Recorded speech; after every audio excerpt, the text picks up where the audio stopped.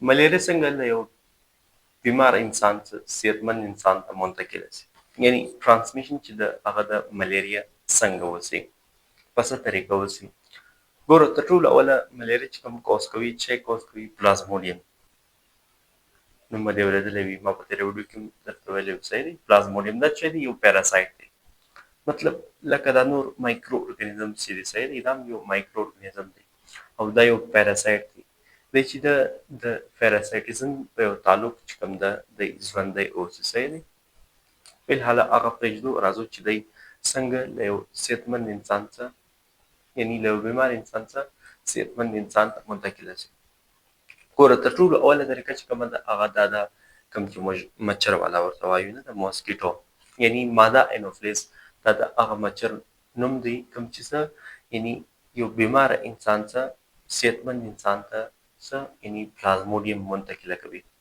دې مچر ته موږ ماده انوفلیس وایو، صحیح دی.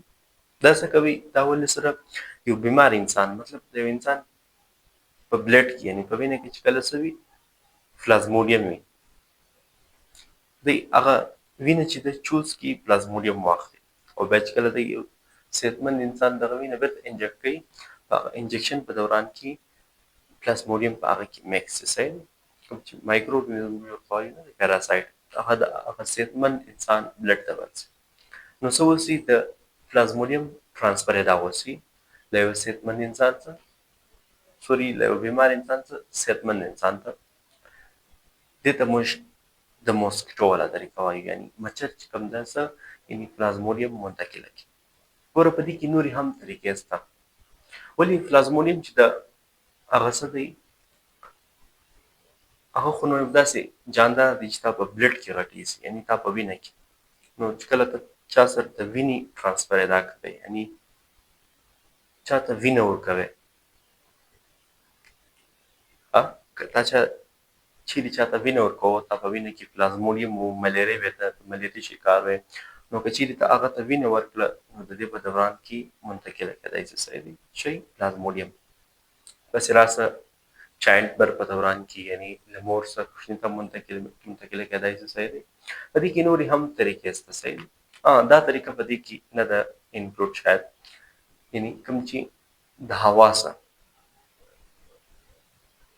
اواز چې کومه طریقه ده، مطلب کوم چې ته خپل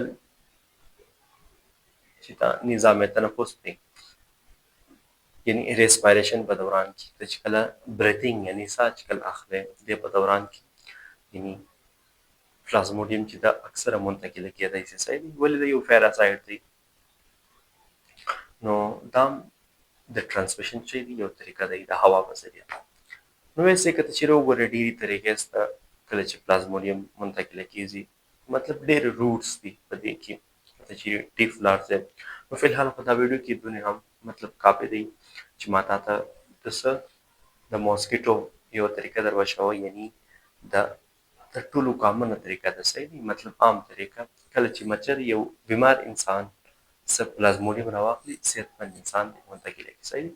په دې کې ګوره بیا مزید که ته چیرې ولاړ شې، نو کیولکس دا هم د مچر یو نوم دی، تا به اورېدلی وي. د کیولکس بیا څه کوي؟ کله چې برډز نه، برډز مطلب پرندې، پرندو سره چې کله یعنی پرندو کې یو مچر چې کوم ده څه کوي؟ د پلازموډیم ټرانسمیشن کوي، صحیح دی، منتقلي یې کوي. د دې مچر نوم چې دی هغه څه دی؟ کیولکس دی، صحیح دی.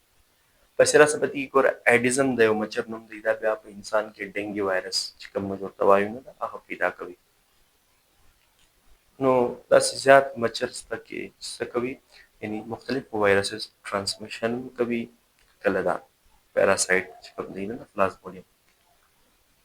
نو ګایز امید کوم چې د ویډیو څخه به استفاده اخیستې وي. انشاءالله ملاقات وي په نیکسټ ویډیو کې. فی الحال الله حافظ.